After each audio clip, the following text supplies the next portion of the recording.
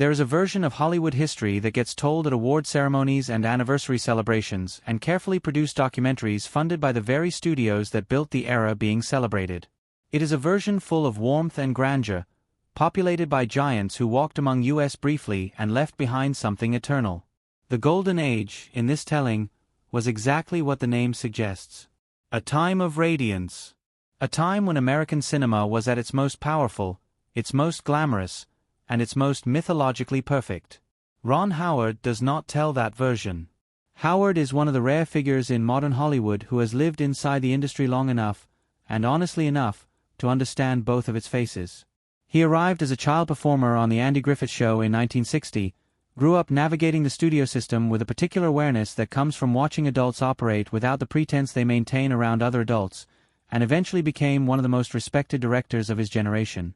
His Academy Award for Best Director for A Beautiful Mind in 2002 was the recognition of a career built on craft, collaboration, and a genuine belief that filmmaking is fundamentally a human endeavor.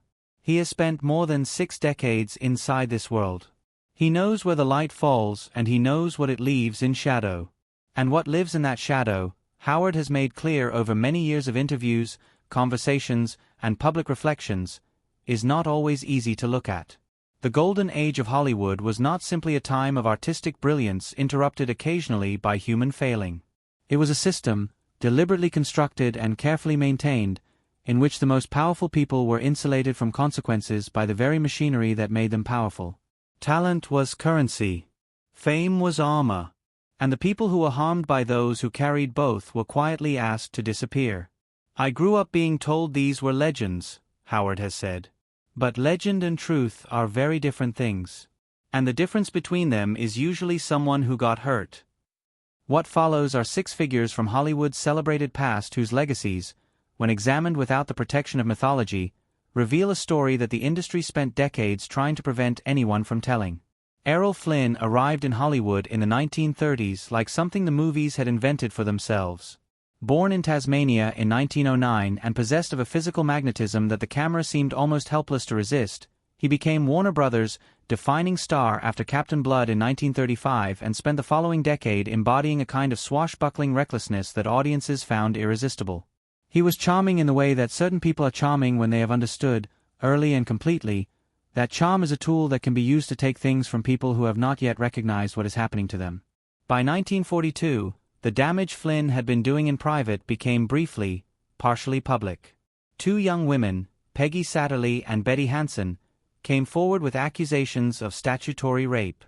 The trial that followed was a spectacle of the kind that Hollywood has always been capable of producing when it needs to manage a narrative.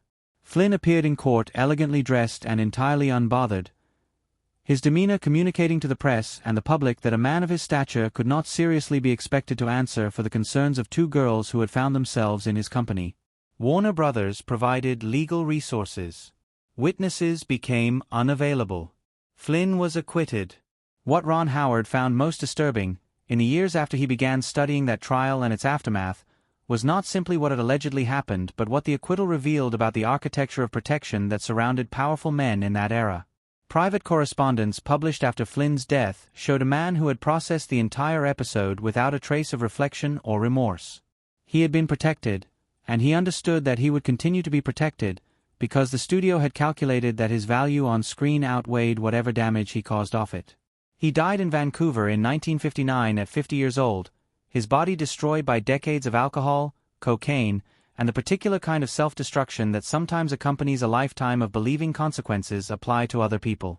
Hollywood could protect monsters, Howard once said, if they smiled for the camera.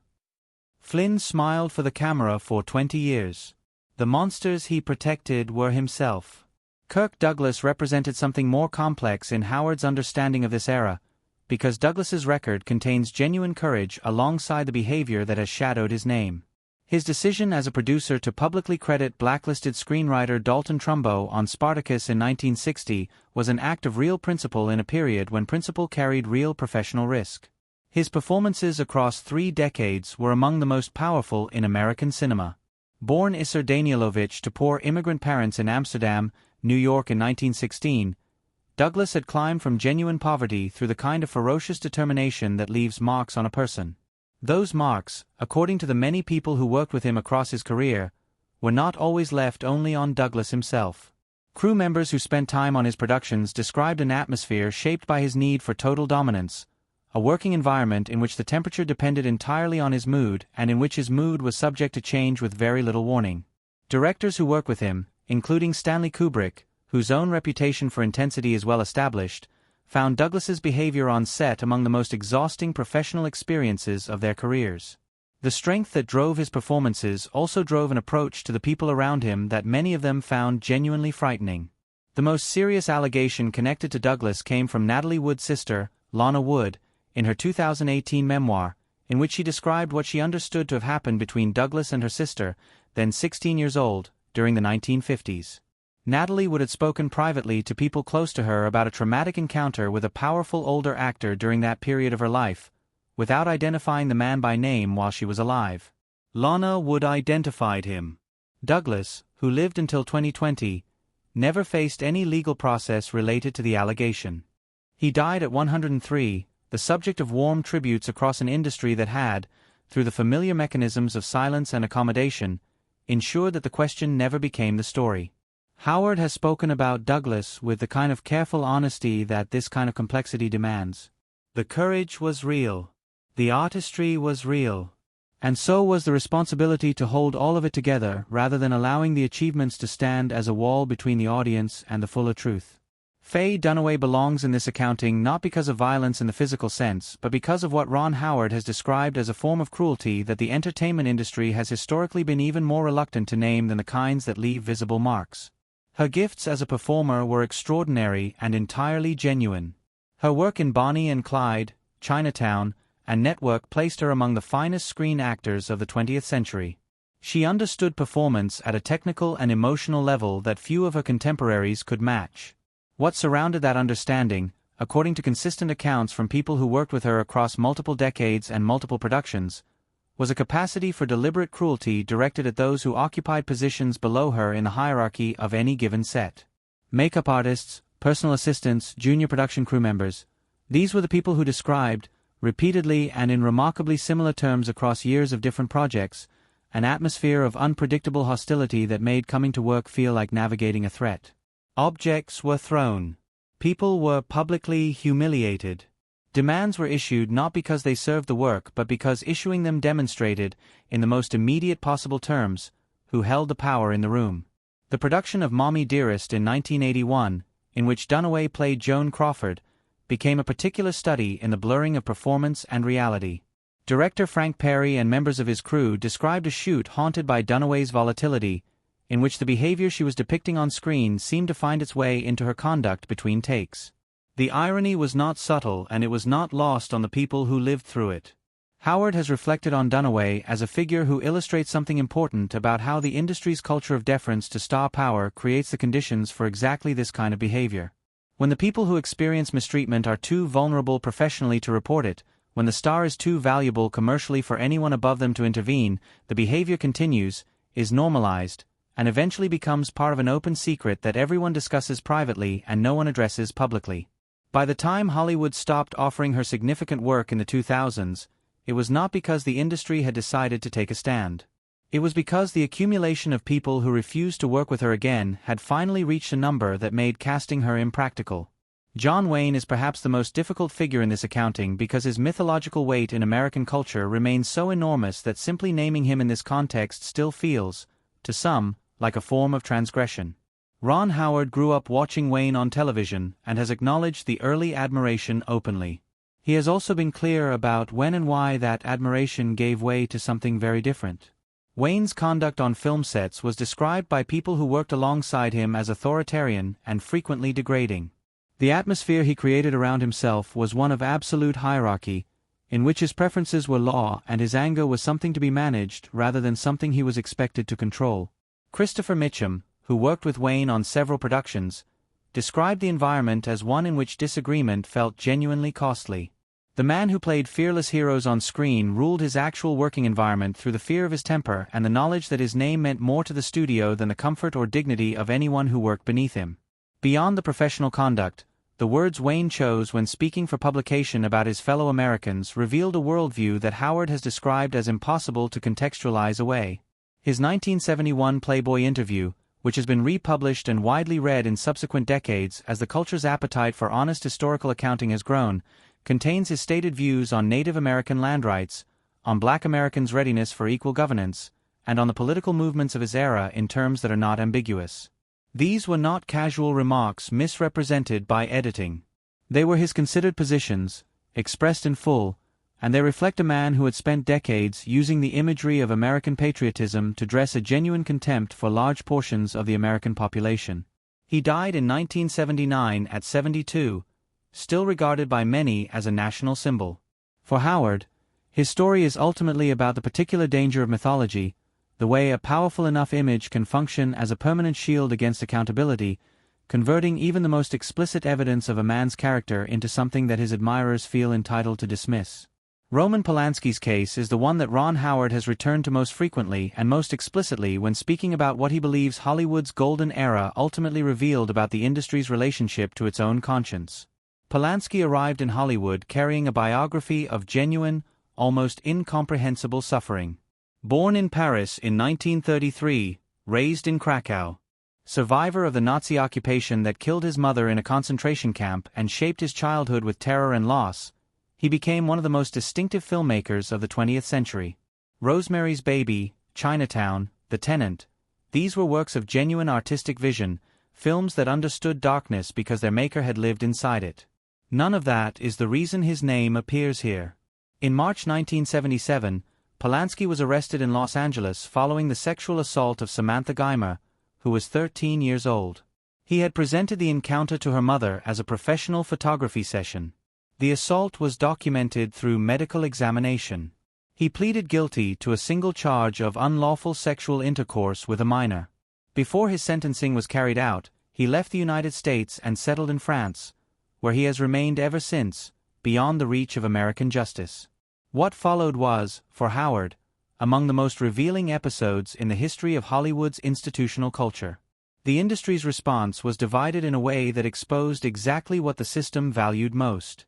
Many in the film world condemned what Polanski had done, but a substantial and prominent contingent of his colleagues continued to work with him, advocate for him, and celebrate him with the language of artistic genius as though his talent for framing a shot existed in a separate moral universe from his conduct toward a child.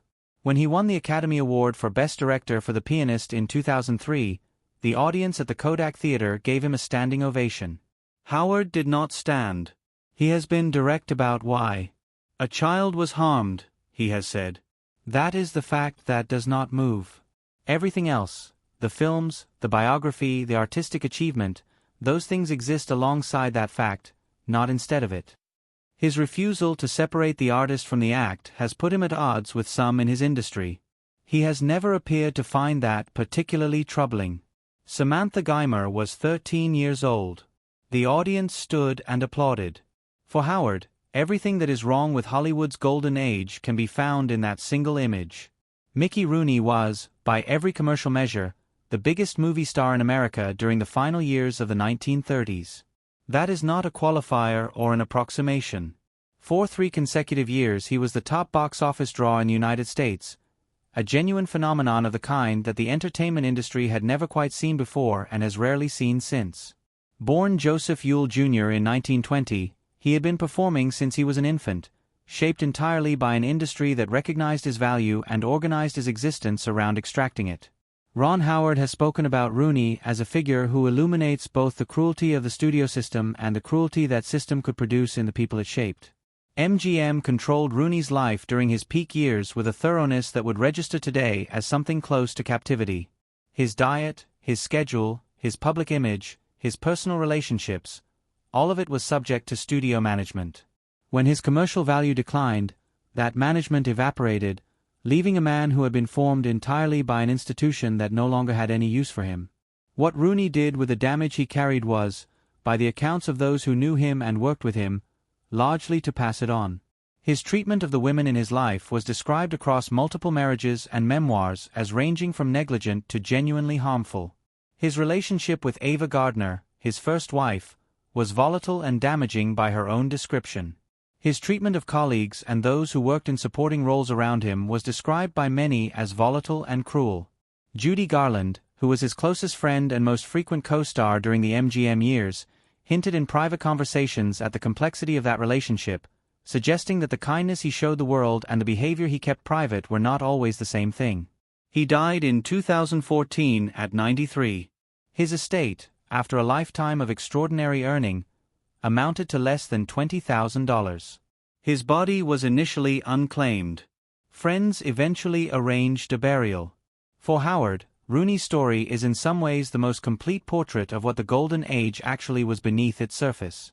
A system that took everything from certain people, manufactured a spectacle out of their suffering, sold it as joy, and left them with nothing. He made the world laugh, Howard has said, while everything around him was breaking. The laughter was real and so was the breaking, and the Golden Age asked its audiences to see only one of them. These 6 figures, taken together, are not simply a collection of individual failures or personal moral collapses. They are a portrait of a system. Ron Howard has been consistent in making this distinction because he understands that the comfortable version of this history, the one in which a few bad men did bad things inside an otherwise honorable institution, allows that institution to avoid the reckoning it has never fully undergone. The studios knew. The press corps knew. The colleagues knew. The executives who moved lawyers and money to protect Flynn knew what they were protecting. The industry that went on working with Polanski knew what it was accommodating. The people who stood and applauded knew what they were applauding. Howard has spent his career building something different inside this industry. A reputation for treating the people who work with him as human beings whose dignity matters, for creating environments where the work comes from collaboration rather than fear, for believing that the making of films does not require the breaking of people. That reputation is not accidental. It is, as he has suggested in various ways over many years, a direct and deliberate response to what he learned by watching an earlier generation operate. The Golden Age produced real beauty. That is worth saying clearly. The films made in those decades contained genuine artistry, genuine emotion, and a genuine understanding of what cinema can do to the human heart. But they were made inside a system that protected predators, silenced victims, and built its mythology on the graves of people who were never given the chance to tell their own stories. Holding both of those truths at the same time, refusing to let the beauty excuse the cruelty or the cruelty erase the beauty, is what honest history requires. The scariest thing about the Golden Age, Howard has said, isn't what happened. It's how long everyone agreed not to talk about it. The agreement is breaking down. The silence, slowly and imperfectly, is ending. And the names of the people who were harmed are beginning to be spoken alongside the names of the people who are still celebrated. That is not revenge. That is not the erasure of a legacy. That is simply the truth, arriving late, the way truth so often does, but arriving.